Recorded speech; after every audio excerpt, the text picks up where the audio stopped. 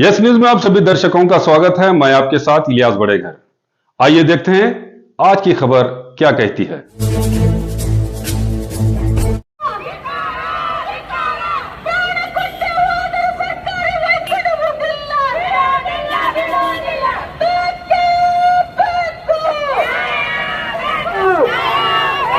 PPP ಮಾದರಿ ಒಪ್ಪುವುದಿಲ್ಲ ಒಪ್ಪುವುದಿಲ್ಲ ಪಿಪಿಪಿ ಮಾದರಿ ಒಪ್ಪುವುದಿಲ್ಲ ಒಪ್ಪುವುದಿಲ್ಲ ಸರ್ಕಾರಿ ವೈದ್ಯಕೀಯ ಕಾಲೇಜು ನಮ್ಮ ಹಕ್ಕು ನಮ್ಮ ಹಕ್ಕು ವಿಜಯಪುರ ಜಿಲ್ಲೆಗೆ ದ್ರೋಹ ನಡೆದ ರಾಜ್ಯ ಸರ್ಕಾರಕ್ಕೆ ವಿಜಯಪುರ ಜಿಲ್ಲೆಗೆ ಮೋಸ ಮಾಡಿದ ಹಕ್ಕು ನಮ್ಮ ಹಕ್ಕು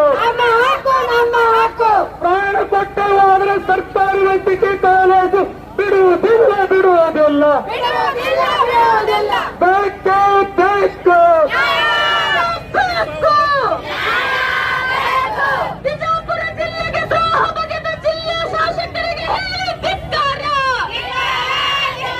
ಶಿಕ್ಷಣವನ್ನು ಮಾರಾಟ ಮಾಡಲು ಬಿಡುವುದಿಲ್ಲ ಬಿಡುವುದಿಲ್ಲ.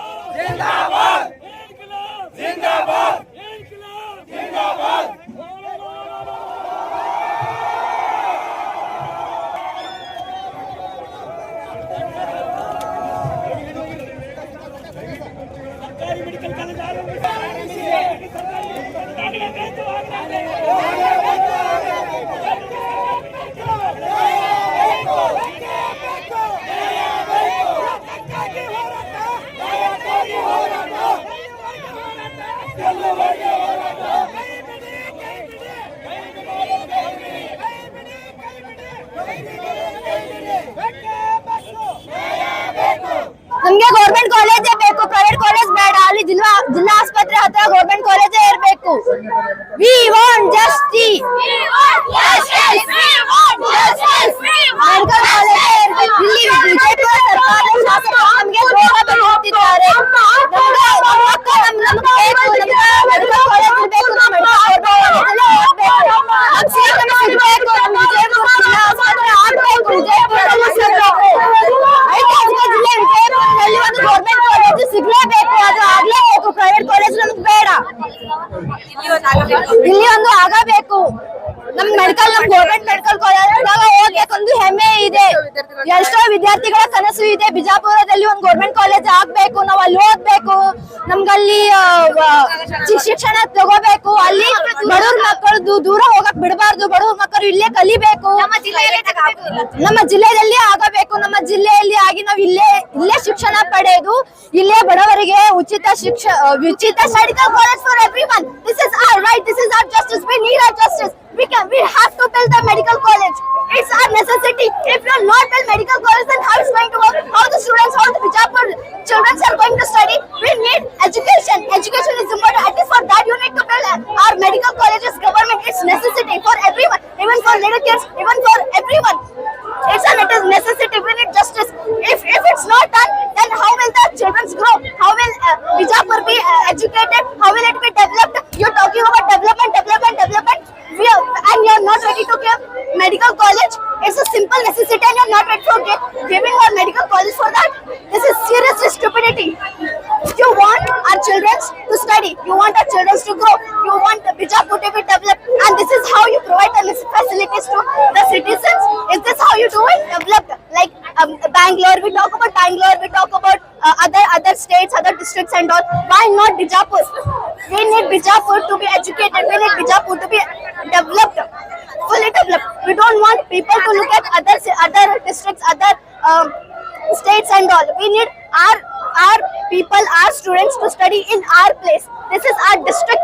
We have been brought up here. We have been born here. We need our facilities, good facilities here. Why do we need other countries? Why do we need other states? Why do we need other districts? We can go to Bangalore. We can go Dharwad. We can go anywhere else. But why not Bijapur? We need better facilities in Bijapur. We need good colleges. We need good schools and everything. Even hospitals. That is the basic facilities that a government can provide, and we are questioning that. We need answers for everything. We need solutions for everything. This is not injustice. This is pure injustice, and we are asking for justice. This is not right.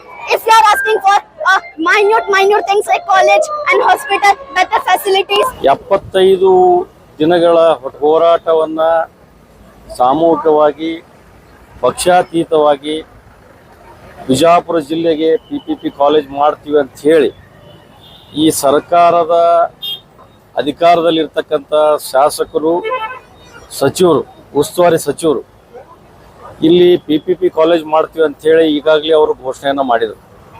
ಆದರೆ ಅದನ್ನು ಆಗಬಾರ್ದು, ಸರ್ಕಾರಿ ವೈದ್ಯಕ college ಆಗಬೇಕು ಅಂತಕ್ಕಂಥ ಒಂದು ಹೋರಾಟವನ್ನು 75 ದಿನ ಮುಗಿಸು 76ನೇ ದಿವಸ ಕಾಲಿಡ್ತಕ್ಕಂಥ ಸಂದರ್ಭದಲ್ಲಿ ಈ ಸರ್ಕಾರದಲ್ಲಿ ಇರ್ತಕ್ಕಂಥ ಏನು ರಾಜಕಾರಣಿಗಳದಾರ ಅವ್ರ ತೊಗಲು ಭಾಳ ದಪ್ಪ ಆಗಿಬಿಟ್ಟದ. ಹೆಂಗೆ ತೊಗಲು ದಪ್ಪ ಆಗ್ಯದಪ್ಪ ಅಂದ್ರೆ ಇಷ್ಟೊಂದು ದಿನಗಳಿಂದ ಹೋರಾಟ ಕೂತರು ಕೂಡ ಇಲ್ಲಿ ವೇದಿಕೆ ಮೇಲೆ ಬಂದು ಒಂದು ಭಾಷಣದಾಗ ಒಂದು ಮಾತು ಹೇಳ್ತಾರ, ಅಲ್ಲಿ ಕರ್ಕೊಂಡು ಹೋಗಿ ಅವ್ರಿಗೆ ಭೇಟಿ ಮಾಡಿಸಿ ಮುಖ್ಯಮಂತ್ರಿಗಳು ಕರ್ಕೊಂಡು ಹೋಗಿ ಅವ್ರಿಗೆ ಅವಮಾನ ಮಾಡಿ ಕಳಿಸ್ತಾರ. ಇವತ್ತು ನಿರಂತರವಾಗಿ ಹೋರಾಟವನ್ನ ಮಾಡ್ಕೊಂಡು ಬಂದರೂ ಕೂಡ ಅವ್ರ ಮೇಲೆ ಯಾವುದೇ ಒಂದು ಶಬ್ದಗಳನ್ನ ನಾವು ಅದು ಮಾಡ್ತೀವಿ ಅಂತಕ್ಕಂಥ ಮಾತುಗಳ ಬರಂಗಿಲ್ಲ ಅವ್ರಿಗೆ. ಯಾಕಂದ್ರೆ ಅವ್ರಿಗೆ ಏನಾಗ್ಬಿಟ್ಟದ, ತಾವೇ ಸ್ವಯಂ ಪ್ರೇರಿತ ತಾವೇ ಮಾಡ್ಕೋಬೇಕಂತೇಳಿ. ಯಾಕಂದ್ರೆ ಈಗಾಗಲೇ ತಮ್ಮ ಕಾಲೇಜ್ ಅದ, ಆ ಕಾಲೇಜ್ ಇದ್ರು ಕೂಡ ಇದನ್ನು ತಾವು ಹೊಂದಾಣಿಕೆ ಮಾಡ್ಕೊಂಡು ತಾವು ಮಾಡ್ಕೋಬೇಕಂತಕ್ಕಂಥ ಒಂದೇನು ಈ ಹೋರಾಟದ ರೂಪರೇಷೆಯಲ್ಲಿ ಕೈಗೊಂಡಿದ್ದಾರೆ. ಇದನ್ನ ಸರ್ಕಾರ ಕೈ ಬಿಡಬೇಕು, ಸರ್ಕಾರದ ಕಾಲೇಜ್ ಆಗಬೇಕು. ನಿಮ್ಮ ಕಡೆ ಆಗಲಿಲ್ಲ ಅಂತೇಳಿ ಘಂಟಾಘೋಷವಾಗಿ ತಾವು ಘೋಷಣೆ ಮಾಡಿದ್ರೆ ಬಿಜಾಪುರ ಜಿಲ್ಲೆಯಲ್ಲಿ ಪ್ರತಿಯೊಬ್ಬರ ರೈತರ ಕೂಡಿ, ವ್ಯಾಪಾರಸ್ಥರು ಕೂಡಿ ನಾವು ಪಠ್ಯೇತಿ ಕಾಲೇಜ್ ಮಾಡ್ಲಿಕ್ಕೆ ನಾವು ತಯಾರಿದೀವಿ ಅಂತಕ್ಕಂಥ ಮಾತನ್ನು ಹೇಳಿಕ್ಕೆ ನಾನು ಬಯಸ್ತೀನಿ. ಇಲ್ಲಾದ್ರೆ ಇದನ್ನ ಹೋರಾಟ ಇಲ್ಲಿಗೆ ನಿಲ್ಲಂಗಿಲ್ಲ, ಇದು ಮುಂದುವರಿತದ. ಪ್ರತಿಯೊಬ್ಬರ ವ್ಯಾಪಾರಸ್ಥರಾಗ್ಲಿ ರೈತರಾಗ್ಲಿ ಎಲ್ಲರೂ ಕೂಡಿ ಹೊಟ್ಟೆ ಹಾಕಿ ಕಾಲೇಜ್ ಮಾಡ್ತಕ್ಕಂಥ ಪರಿಸ್ಥಿತಿ ಉದ್ಭವ ಆಗ್ತದ.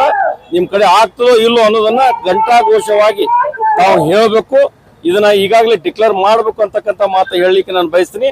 ಇಲ್ಲ ಅಂದ್ರೆ ಇದು ಹೋರಾಟ ಇಲ್ಲಿಗೆ ನಿಲ್ಲಂಗಿಲ್ಲ, ಮುಂದೆ ಸಾಗ್ತದ. ಅದಕ್ಕೆ ಸಂಪೂರ್ಣ ನಾವು ಬೆಂಬಲವನ್ನ ಕೊಡ್ತೀವಿ ಅಂತಕ್ಕಂಥ ಮಾತನ್ನ ಹೇಳಿಕ್ಕೆ ನಾನು ಬಯಸ್ತೀನಿ. ಬಿಜಾಪುರದಲ್ಲಿ ಬಿಜಾಪುರ ಜಿಲ್ಲೆಗೆ ಸರ್ಕಾರಿ ವೈದ್ಯ ಕಾಲೇಜ್ ಬೇಕು, PPP ಮಾಡಲು ಬೇಡ ಅಂತಕ್ಕಂಥ ಹೋರಾಟ ಕಳೆದ 75 ವರ್ಷದಿಂದ ನಡೀತಾ ಇದೆ. ಆದ್ರೆ ಈ ಕಾಂಗ್ರೆಸ್ ಸರ್ಕಾರ ಕಣ್ಣು ಮುಚ್ಚಿಕೊತದ. ಯಾಕಂದ್ರೆ 75 ಹೋರಾಟಕ್ಕೆ ಯಾವ ತರನ ಬೆಂಬಲ ಕೊಡದೆ ಇವತ್ತು ಒಂದು ಮಾತನ್ನು ಹೇಳಕ್ಕೆ ಇಚ್ಛೆ ಪಡ್ತಿಲ್ಲ. ಇವತ್ತು ನಮ್ಮ ಉಸ್ತುವಾರಿ ಮಂತ್ರಿಗಳು ಇವತ್ತು ಹೋರಾಟಗಾರರು ಕರೆದುಕೊಂಡು ಬೆಂಗಳೂರಿಗೆ ಹೋಗಿ ಮುಖ್ಯಮಂತ್ರಿ ಮುಂದೆ ಅವಮಾನ ಮಾಡಿ ಕಳಿಸಿದ್ರು ಅಂತಕ್ಕಂಥ ನೋವು ಕೂಡ ಬಿಜಾಪುರ ಜಿಲ್ಲೆಯಲ್ಲಿ ಕಾಡ್ತಾ ಇದೆ. ಇವತ್ತು ಈ ವೈದ್ಯಕೀಯ ಕಾಲೇಜ್ ಸರ್ಕಾರಿ ವೈದ್ಯ ಕಾಲೇಜ್ ಆಗ್ಬೇಕಂದ್ರೆ ಇವತ್ತೇನು ಬಹಳ ದೊಡ್ಡ ಹೋರಾಟ ಇಲ್ಲ, ಅನಿವಾರ್ಯ. ಇವತ್ತು ಇಬ್ಬರು ಹತ್ತಿರದಿರಿ ನೀವು.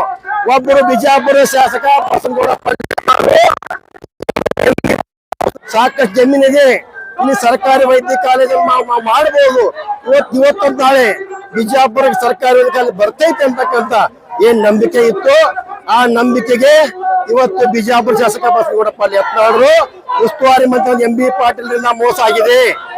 ಇವತ್ತು ನೀವು ಇಬ್ಬರು ಬಿಜಾಪುರ ಜಿಲ್ಲೆಗೆ ನಿಮ್ಮ ರಾಜಕೀಯ ಭವಿಷ್ಯಕ್ಕೆ ಆಗೋ ಅಥವಾ ಬಿಜಾಪುರ ಜಿಲ್ಲೆ ಜನತೆ ಒಂದು ನಿಮ್ಗೆ ಅಭಿಮಾನ ಇದ್ರ, ಬಡವರ ಬಗ್ಗೆ ಅಭಿಮಾನ ಇತ್ತಂದ್ರ D ಗ್ರೂಪ್ ನೌಕರರಿಗೆ ಇವತ್ತು ಮೆಡಿಕಲ್ ಕಾಲೇಜಿಗೆ ಅವ್ರು ಕೋರಿಗಳು ಕೊಡಕ್ಕಾಗೋದಿಲ್ಲ, ಡೌನಿ ಕೊಡಕ್ಕಾಗೋದಿಲ್ಲ.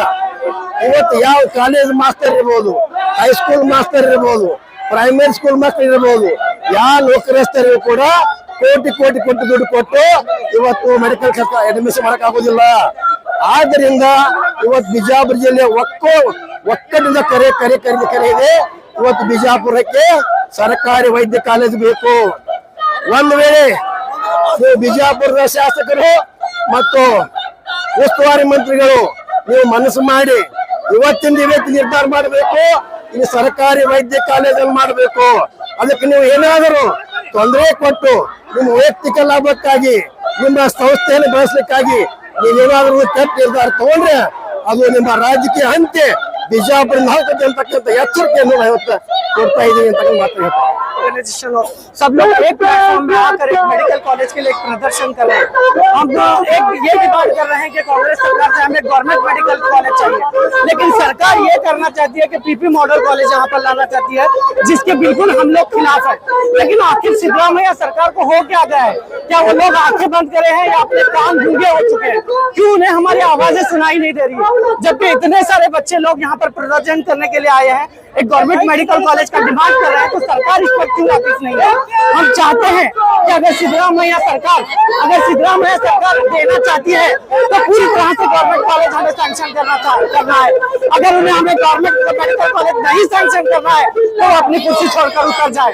और मैं यहाँ के सचिव मिनिस्टर एमपी पाटिल साहब से कहना चाहता हूँ, आप एक मिनिस्टर होकर बीजापुर डिस्ट्रिक्ट में मेडिकल कॉलेज नहीं लाना चाहते। एक शर्म की बात है कि बीजापुर डिस्ट्रिक्ट में हम एक मेडिकल कॉलेज नहीं लाना चाहते, जबकि दूसरे डिस्ट्रिक्ट में मेडिकल कॉलेज बनाए गए। हमारा राइट टू इक्वालिटी का हक छीना जा रहा है, हमारा राइट टू एजुकेशन का हक हमसे छीनने की कोशिश की जा रही है।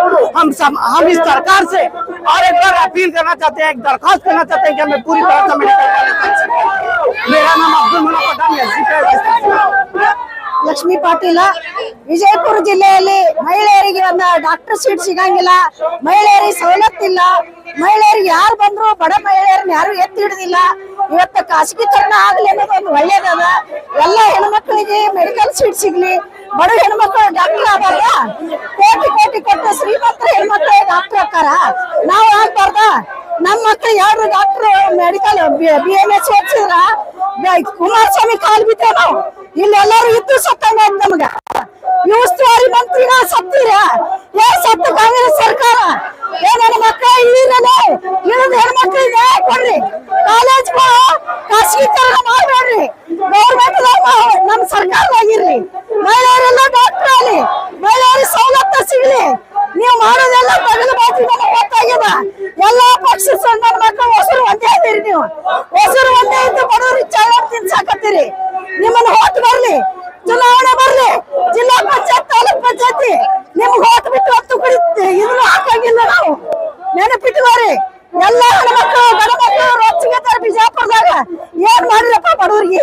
40 ವರ್ಷ ಆಯ್ತು ಮನೆ ಬಾಡಿಗೆ ದಿನ ಗೊತ್ತಾ? ಲಿಂಗಾಶ್ರಕ್ಕಿನ ಎಲ್ಲರೂ ಅನ್ಯಾಯ ಮಾಡ್ರಿ ನಮ್ಗ. ನಿಮ್ ಹೇಳಿದ್ಮೇಲೆ ಕೈಕೊಳ್ಳೋ ಅನ್ಯಾಯ ಈಗ ಬಿಡುದಿಲ್ಲ ನಿಮ್ಮನ್ನ. ದಿನ ಅನಿರ್ದಿಷ್ಟ ಧರಣಿ 75ನೇ ದಿನ ಮುಗಿದೈತಿ ಅಂದ್ರೂ ಸರ್ಕಾರ ಈ ಕಡೆ ಗಮನ ಹರಿಸಿಲ್ಲ. ಒಂದು ನಿಯೋಗ ತಗೊಂಡು ಹೋದ್ರು ಅವ್ರು ಸರಿಯಾಗಿ ಸ್ಪಂದನೆ ಮಾಡಿಲ್ಲ. ಹಿಂಗಾಗ್ಬಿಟ್ಟು ನಾವು ಇವತ್ತು ಬೃಹತ್ ಪ್ರತಿಭಟನೆ ಮಾಡತ್ತೀವಿ. ಇದೇನಪ್ಪಾ ಅಂದ್ರೆ ಸಾಂಕೇತಿಕ ಹೋರಾಟ ಅಷ್ಟೇ. ಇದಕ್ಕಾದ್ರೂ ಸರ್ಕಾರ ಎಚ್ಚೆತ್ತುಕೊಂಡು ನಮ್ಮಲ್ಲಿ ವೈದ್ಯಕೀಯ ಕಾಲೇಜ್ ಸರ್ಕಾರ ಮಾಡ್ಲಿಲ್ಲಪ್ಪ ಅಂದ್ರೆ ಅವ್ರೇನ್ ಖಾಸಗೀಕರಣ ಮಾಡಕ್ಕೆ ಹೊರಟ್ರಪ್ಪ ಅಂದ್ರೆ ನಾವು ಯಾವುದೇ ಕಾರಣಕ್ಕೂ ಖಾಸಗೀಕರಣ ಮಾಡಕ್ ಬಿಡುದಿಲ್ಲ. ನಮ್ಮ ಜಿಲ್ಲೆಗೆ ಅತಿ ಅವಶ್ಯಕತೆ ಅದ. ಯಾಕಪ್ಪ ಅಂದ್ರೆ ಸುಮಾರು 150 ಎಕರೆ ಭೂಮಿ ಐತಿ, ಕಟ್ಟಡಗಳದಾವ, ಸುಸಜ್ಜಿತ ಬೆಡ್ ವ್ಯವಸ್ಥೆ ಎಲ್ಲ ಐತಿ. ಇದ್ರು ಇವ್ರು ಯಾಕೆ ಖಾಸಗೀಕರಣ ಮಾಡಕ್ ಹೊಂಟಾರ ಅನ್ನೋದು ಗೊತ್ತಾಗತ್ತಿಲ್ಲ. ಇದ್ರೊಳಗೆ ಏನೋ ರಾಜಕೀಯ ಷಡ್ಯಂತ್ರ ಐತಿ. ನಾವು ಇದನ್ನೆಲ್ಲ ಬಿಜಾಪುರದ ಪ್ರತಿಯೊಂದು ಪ್ರಗತಿಪರ ಸಂಘಟನೆಗಳು, ಸಾರ್ವಜನಿಕರು, ವಿದ್ಯಾರ್ಥಿಗಳು ಎಲ್ಲರೂ ಸಾಮೂಹಿಕವಾಗಿ ಇದನ್ನು ವಿರೋಧ ಮಾಡ್ತೀವಿ. ಯಾವುದೇ ಕಾರಣಕ್ಕೂ ಖಾಸಗೀಕರಣ ಮಾಡಕ್ ಬಿಡುವುದು. ಕರ್ನಾಟಕ ರಕ್ಷಣಾ ವೇದಿಕೆ ರಾಜ್ಯ ಉಪಾಧ್ಯಕ್ಷರು ವಿಜಯಪುರದಲ್ಲಿ ಕಳೆದ 2 ತಿಂಗಳಿಂದ ಈ ಒಂದು ಜಿಲ್ಲೆಗೆ ಸರ್ಕಾರಿ ಮೆಡಿಕಲ್ ಕಾಲೇಜ್ ಬೇಕಂತ ಹೇಳಿ ಸಾವಿರಾರು ಸಂಘಟನೆಗಳು ಆ ಬೇಡಿಕೆಯನ್ನಿಟ್ಟು ಸರ್ಕಾರವನ್ನು ಒತ್ತಾಯಿಸಿದ್ರು ಕೂಡ ಇವತ್ತಿನವರೆಗೂ ಸರ್ಕಾರ ಇದರ ಬಗ್ಗೆ ಯಾವುದೇ ಒಂದು ಪ್ರತಿಕ್ರಿಯೆಯನ್ನ ನೀಡ್ತಾ ಇಲ್ಲ. ಇದನ್ನ ಮೊಟ್ಟ ಮೊದಲನೆಯದಾಗಿ ನಾನು ಖಂಡಿಸ್ತೇನೆ. ಇಲ್ಲಿಯ ಜನರ ಮತ್ತು ಮಕ್ಕಳ ಭವಿಷ್ಯದ ಉದ್ದೇಶದಿಂದಾಗಿ ಇವತ್ತ ಸರ್ಕಾರಿ ಕಾಲೇಜು, ವೈದ್ಯಕೀಯ ಕಾಲೇಜು ಬಹಳ ಮಹತ್ವಪೂರ್ಣದ್ದಾಗಿದೆ. ಬಿಜಾಪುರದೊಳಗೆ ಒಂದು ಬಹಳ ದೊಡ್ಡ ಸರ್ಕಾರಿ ಆಸ್ಪತ್ರೆ ಇದ್ದಾಗ್ಯೂ ಕೂಡ ಬೇಕಾದಂತಹ ಒಂದು ಜಮೀನು ಇದ್ರೂ ಕೂಡ ಈ ಒಂದು ವಿಜಯಪುರದ ವಿಷಯವಾಗಿ ಕಾಂಗ್ರೆಸ್ ಸರ್ಕಾರ, ಸಿದ್ದರಾಮಯ್ಯನವರು ಮತ್ತು ಜಿಲ್ಲಾ ಸಚಿವರಾದಂತಹ MP ಪಾಟೀಲ್ರು ನಿರ್ಲಕ್ಷ್ಯತೆಯನ್ನ ವಹಿಸ್ತಾ ಇದ್ದಾರೆ. ಇದನ್ನು ನಾವೆಲ್ಲರೂ ಖಂಡಿಸ್ತೇವೆ. ಈ ಒಂದು ಹೋರಾಟ ಇವತ್ತ ಇದು ಪ್ರತಿಯೊಬ್ಬ ವಿದ್ಯಾರ್ಥಿಗಳು, ಸಾರ್ವಜನಿಕರು, ಸಂಘ ಸಂಸ್ಥೆಗಳು ಮತ್ತು ಎಲ್ಲ ರಾಜಕೀಯ ಪಕ್ಷಗಳು ಈ ಹೋರಾಟದಲ್ಲಿ ಇವತ್ತು ಭಾಗವಹಿಸಿ ಈ ಒಂದು ಜನರ ಒಂದು ಮನಸ್ಸಿನ ಸ್ಥಿತಿ ಏನಿದೆ ಅನ್ನೋದನ್ನ ಸರ್ಕಾರಕ್ಕೆ ತಿಳಿಸ್ಲಿಕ್ಕೆ ಒಂದು ಪ್ರಯತ್ನ. ಇದನ್ನ ಸಿದ್ದರಾಮಯ್ಯ ಸರ್ಕಾರ ಅರ್ಥ ಮಾಡಿಕೊಂಡ ಆದಷ್ಟು ಶೀಘ್ರದಲ್ಲಿ ಈ PPP ಅನ್ನೋದು ಏನದ ಇದನ್ನ ನೀವು ಕೈ ಬಿಡಬೇಕು. ಮೊನ್ನೆ ಒಂದು ಡೆಲಿಗೇಷನ್ ಮುಖ್ಯಮಂತ್ರಿ ಕಡೆ ಹೋದಾಗ ಮತ್ತು ನಮ್ಮ ಜಿಲ್ಲಾ ಉಸ್ತುವಾರಿಯವರ ನೇತೃತ್ವದೊಳಗೂ ಬರ್ಲಿಕ್ಕೆ ಹೇಳಿದಾಗನು ಕೂಡ ಅಲ್ಲಿ ಬಹಳ ಅವಮಾನವನ್ನು ಮಾಡಿ ವಾಪಸ್ ಕಳಿಸಿದ್ದಾರೆ. ಇದು ಬಹಳ ಖಂಡನೀಯವಾದಂತಹದ್ದು. ನೀವು ಆರಿಸಿ ಬರ್ತಕ್ಕಂಥದ್ದು ಜನರಿಂದ, ಮತ್ತು ಇವತ್ತ ಜನರಿಗೆ ಈ ರೀತಿಯಾದಂತಹ ಅಪಮಾನವನ್ನು ಮಾಡ್ತಕ್ಕಂಥದ್ದು ನಿಜವಾಗಿ ಇದು ಬಹಳ ಶೋಚನೀಯವಾದಂತಹದ್ದು ಅಂತೇಳಿ ಹೇಳಿಕ್ ಬಯಸ್ತಾ ಇದ್ದೀನಿ. ಅದಕ್ಕೆ ಈ PPP ಅನ್ನ ಇವತ್ತು ಕೈ ಬಿಡಬೇಕು. ಸರ್ಕಾರಿ ವೈದ್ಯಕೀಯ ಕಾಲೇಜವನ್ನ ವಿಜಯಪುರದಲ್ಲಿ ಅದನ್ನ ಸ್ಥಾಪನೆ ಮಾಡಿ ಮಕ್ಕಳಿಗೆ, ವಿದ್ಯಾರ್ಥಿಗಳಿಗೆ ಮತ್ತು ಜನರಿಗೆ, ವಿಶೇಷವಾಗಿ ಬಡವರಿಗೆ, ಯಾಕಂದ್ರೆ ಇವತ್ತು ಸರ್ಕಾರಿ ಆಸ್ಪತ್ರೆ ಬಹಳ ನಿರ್ಲಕ್ಷ್ಯಕ್ಕೆ ಒಳಪಟ್ಟಿದೆ. ಜನರು ಅಲ್ಲಿ ಚಿಕಿತ್ಸೆ ಪಡಿಲಿಕ್ಕೆ ಪರದಾಡಬೇಕಾಗ್ತದೆ. ಡಾಕ್ಟರ್ಸ್ ಇಲ್ಲ, ನರ್ಸ್ಗಳಿಲ್ಲ, ವಾರ್ಡನ್ಸ್ಗಳಿಲ್ಲ, ಹಲವಾರು ಔಷಧಗಳಿಲ್ಲ, ಹೀಗೆ ಹಲವಾರು ಸಮಸ್ಯೆಗಳನ್ನ ಇವತ್ತದು ಎದುರಿಸ್ತಾ ಇದೆ. ಹೀಗಾಗಿ ಈ PPP ಅನ್ನ ಕೈಬಿಟ್ಟು ವೈದ್ಯಕೀಯ ಕಾಲೇಜವನ್ನ ಸರ್ಕಾರ ಕೂಡಲೇ ಸ್ಥಾಪನೆ ಮಾಡಬೇಕು ಅಂತ ಹೇಳಿ ನಾವು ಈ ಒಂದು ಹೋರಾಟದ ಮೂಲಕ ಆಗ್ರಹಿಸ್ತೇವೆ. ಧನ್ಯವಾದಗಳು. ನಾನು ಸುರೇಶ್ ಬಿರಾದಾರ್, ಭಾರತೀಯ ಜನತಾ ಪಕ್ಷದ ರಾಜ್ಯ ಕಾರ್ಯಕಾರಿಣಿ ಸದಸ್ಯ. ಧನ್ಯವಾದ. ಒಂದು ಶಕ್ತಿ ಈ ದೇಶದಲ್ಲಿ ಬರ್ತಾ ಇದೆ ಅಂದ್ರೆ ಅದನ್ನ ನಾವು ಒಕ್ಕೊರಲಿಂದ ವಿರೋಧಿಸಬೇಕಾಗ್ತದೆ, ನಾವು ಅದನ್ನು ಖಂಡಿಸಬೇಕಾಗ್ತದೆ. ನಾವು ಎಲ್ಲೇ ಇರಲಿ, ನಮ್ಮ ಜೇಬು ತುಂಬಿರ್ಲಿ, ನಮ್ಮ ಜೇಬು ಖಾಲಿ ಇರಲಿ, ಆದರೆ ಜೇಬು ಯಾರ್ದು ಖಾಲಿ ಇದೆ ಅಲ್ಲ ಅವ್ರ ಜೇಬು ತುಂಬಿಸಬೇಕಾಗಿತ್ತು ಅಂತ ಕರ್ತವ್ಯ ಏನಿದ್ರೆ ಬಸವಣ್ಣ ಮಾಡಿದ್ದ, ಅದನ್ನು ನಾನು ಕೂಡ ಮಾಡಬೇಕು, ನಾವೆಲ್ಲರೂ ಕೂಡ ಮಾಡಬೇಕು. ನಾವೆಲ್ಲರೂ ಹಂಚಿಕೊಂಡು ತಿರಬೇಕಾದ ದಾಸೋಹ ಏನಿದೆ ಅಲ್ಲ ಅದನ್ನು ನಾವು ಪ್ರತಿಯೊಬ್ಬರು ಪಾಲಿಸಬೇಕು. ಇವತ್ತು ಉಳ್ಳವರು ಆ ನಮ್ಮ ಆಸ್ತಿಯನ್ನು ಕಿತ್ಕೊಳ್ಳುವಂತ ಪ್ರಯತ್ನ ಮಾಡ್ತಾ ಇದಾರಲ್ಲ, ಆ ಉಳ್ಳವರಿಗೆ ನೀವೆಲ್ಲರೂ ಒಂದು ಚಾಲೆಂಜ್ ಕೊಡಬೇಕು. ನಾವು ಯಾವುದೇ ಕಾಲಕ್ಕೆ ಇದನ್ನು ಬಿಟ್ಟು ಕೊಡೋದಿಲ್ಲ, ನೀನು ಏನಿದ್ರು ನಿಮ್ಮ ಮನೆಯಲ್ಲಿ ಇರಪ್ಪ ಅಂತ ಹೇಳಬೇಕು. ದಯವಿಟ್ಟು ಇದನ್ನು ಹೊಡೆಯುವ ಪ್ರಯತ್ನ ಆಗ್ತದೆ. ನಾನು ಹಾಗೂ ಉಮಾಪತಿ ಸ್ವರೂಪ ಗುಲ್ಬರ್ಗ ಹಾಕಿದ್ದೀವಿ. ಬೆಳಗ್ಗೆ ಅಲ್ಲಿಂದ ಬರ್ತಾ ಇರಬೇಕಾದ್ರೆ ಅದನ್ನೇ ಮಾತಾಡ್ಕೊಂಡು ಬಂದಿವಿ. ಇದನ್ನ ಹೇಗೆ ಹೊಡೆಯಬಹುದು, ಇವರು ಯಾವ ರೀತಿಯಾಗಿ ಹೊಡೆಯಬಹುದು, ಯಾವ್ಯಾವ ರೀತಿಯಾಗಿ ಈ ಸಂಘರ್ಷ ಹೋರಾಟಗಳನ್ನ ಹೊಡಿತಾರೆ ಅಂತ ಚರ್ಚೆ ಮಾಡ್ಕೋತ ಬಂದಾಗ ಇದನ್ನು ಹೊಡೆಯುವಂತ ಪ್ರಯತ್ನ ಷಡ್ಯಂತ್ರ ಮಾಡೇ ಮಾಡ್ತಾರೆ. ಆದ್ರೆ ಎಲ್ಲಿವರೆಗೆ ನೀವು ಗಟ್ಟಿಯಾಗಿ ನಿಲ್ತಿರಲ್ಲ, ಮಕ್ಕಳು ಗಟ್ಟಿಯಾಗಿ ನಿಲ್ತಾರಲ್ಲ, ಅಲ್ಲಿವರೆಗೆ ಯಾರು ಯಾರನ್ನು ಹೊಡೆಯಲಿಕ್ಕೆ ಸಾಧ್ಯ ಇಲ್ಲ. ಇವತ್ತಿಗೆ ಮಕ್ಕಳು ಎದುರಿಗೆ ಬಂದಿದ್ದೀರಿ. ನಾನು ಮಗುವಾಗಿದ್ದಾಗ ಯಾವುದು ಗೋಕಾಕ್ ಚಳವಳಿ ಆಯ್ತು, ಅವಾಗ ಮಕ್ಕಳೆಲ್ಲ, ಇಡೀ ಕರ್ನಾಟಕದ ಮಕ್ಕಳೆಲ್ಲ ರಸ್ತೆ ಬೀದಿಗೆ ಬಿದ್ದಾಗ ಸರ್ಕಾರ ಕಣ್ಣು ತೆಗೆದು ಅವಾಗ ಗೋಕಾಕ್ ಚಳವಳಿ ಇವತ್ತಿಗೆ ಇತಿಹಾಸದಲ್ಲಿ ದಾಖಲಾಗಿದೆ. ಇದು ವಿಜಯಪುರದ ಇಡೀ ವಿಶ್ವದ, ನನಗನ್ಸಿದ ಮಟ್ಟಿಗೆ ಭಾರತದಲ್ಲಿ ಸರ್ಕಾರಿ ದಾಖಲೆಗಳನ್ನ, ಸರ್ಕಾರಿ ಆಸ್ತಿಗಳನ್ನು ಉಳಿಸಿಕೊಳ್ಳುವಂತ ದಾಖಲೆಯನ್ನು ನೀವು ಮಾಡ್ತಾ ಇದ್ದೀರಿ. ನನಗಿನ್ನೂ ತುಂಬಾ ಮಾತಾಡಬಹುದಾಗಿತ್ತು. ದಯವಿಟ್ಟು ತಮ್ಮನ್ನೆಲ್ಲ ನೋಡಿ ನಾನು ನನ್ನ ಮಾತು ನಿಲ್ಲಿಸ್ತೀನಿ. ಆದ್ರೆ ಒಂದೇ ಒಂದು ನಿಮ್ಮಿಂದ ಬೇಕು, ಎಲ್ಲಿವರೆಗೆ ಹೋರಾಟ, ಎಲ್ಲಿಯವರೆಗೆ ಹೋರಾಟ, ಎಲ್ಲಿಯವರೆಗೆ ಹೋರಾಟ. ಶರಣಾರ್ಥಿ. ಸನ್ಮಾನ್ಯ ಶ್ರೀ ಸೋಮಲಿಂಗ್ ಗೆಣ್ಣೂರ್ ಸಾಹೇಬರು, ಅಪರ ಜಿಲ್ಲಾಧಿಕಾರಿಗಳು, ಅವರು ಈ ಮನವಿಯನ್ನು ಸ್ವೀಕರಿಸಿ ಮಾನ್ಯ ಮುಖ್ಯಮಂತ್ರಿಗಳಿಗೆ ರವಾನಿಸ್ತಾ ಇದ್ದಾರೆ. ತಮ್ಮೆಲ್ಲರ ಜೋರಾದ ಚಪ್ಪಾಳೆ ಮೂಲಕ ನಾನು ಈ ಮನವಿಯನ್ನು ನೀಡ್ತಾ ಇದ್ದೀವಿ.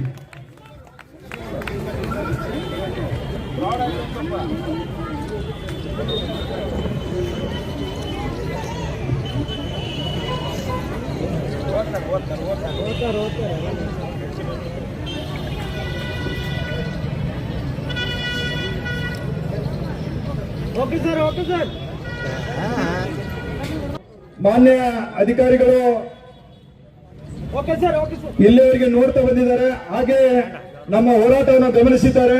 ವಿವಿಧ ರೀತಿಯ ಚಳವಳಿಯನ್ನು ವೈದ್ಯಕೀಯ ಕಾಲೇಜು ಸ್ಥಾಪನೆಗಾಗಿ ಹೋರಾಟ ಸಮಿತಿ ವಿಜಯಪುರ ವತಿಯಿಂದ ವಿಜಯಪುರ ಜಿಲ್ಲೆಗೆ ಉದ್ದೇಶಿತ PPP ಖಾಸಗಿ ಸಹಭಾಗಿತ್ವ ಕೈಬಿಟ್ಟು ಸಂಪೂರ್ಣ ಸರ್ಕಾರಿ ಒಡೆತನದ ವೈದ್ಯಕೀಯ ಕಾಲೇಜನ್ನು ಆರಂಭಿಸಲು ಕೋರಿ ಇವತ್ತು ಬೃಹತ್ ಪ್ರತಿಭಟನೆ ಮೂಲಕ ಮನವಿ ಪತ್ರವನ್ನು ಕೊಟ್ಟಿದ್ರಿ.